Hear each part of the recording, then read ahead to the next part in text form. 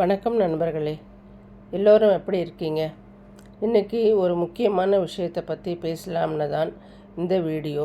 நாளைக்கு சனிக்கிழமை, ஒரு விசேஷமான நாள். ஆமாங்க, நாளைக்கு சனி அமாவாசை இல்லையா?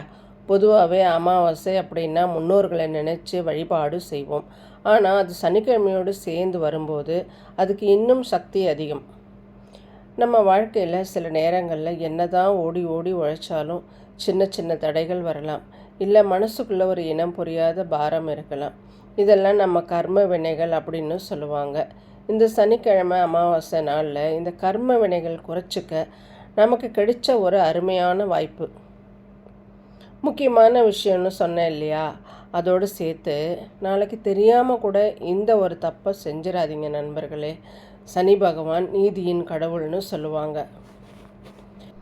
நாம் செய்கிற நல்லது கெட்டதுக்கு ஏற்ற மாதிரி தான் பலன் கிடைக்கும். அதனால் நாளைக்கு குறிப்பாக வயசானவங்க, கஷ்டப்படுறவங்க, இல்லை நம்மக்கிட்ட வேலை செய்கிறவங்க கிட்ட கூட ரொம்ப கோவப்படவோ இல்லை அவங்கள மனசு கஷ்டப்படுற மாதிரி பேசவோ வேண்டாம்.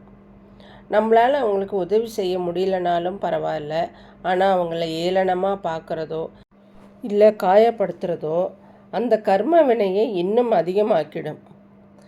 இதுதான் அந்த முக்கியமான விஷயம். ஸோ நாளைக்கு முடிஞ்ச வரைக்கும் அமைதியாக மற்றவங்களுக்கு பயனுள்ளதாக இருக்க பார்ப்போம். நாளைக்கு பெருசாக எதுவும் பண்ண வேண்டாம் நண்பரே.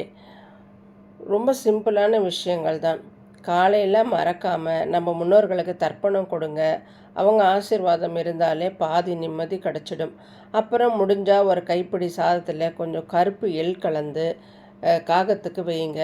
எல்லாத்தையும் விட முக்கியம், உங்களால் முடிஞ்ச ஒரு உதவி. அது ஒரு வேளை உணவாக இருக்கலாம், இல்லை ஒரு பழைய துணியாக இருக்கலாம். யாருக்காவது தானம் செய்யுங்க. அது சனி பகவானுக்கு ரொம்ப பிடிக்கும். இதை ஒரு கடமையாக செய்யாமல் மனசார நம்பிக்கையோடு செய்யுங்க. கண்டிப்பாக வர காலங்களில் ஒரு நல்ல மாற்றத்தை நீங்கள் உணர்வீங்க.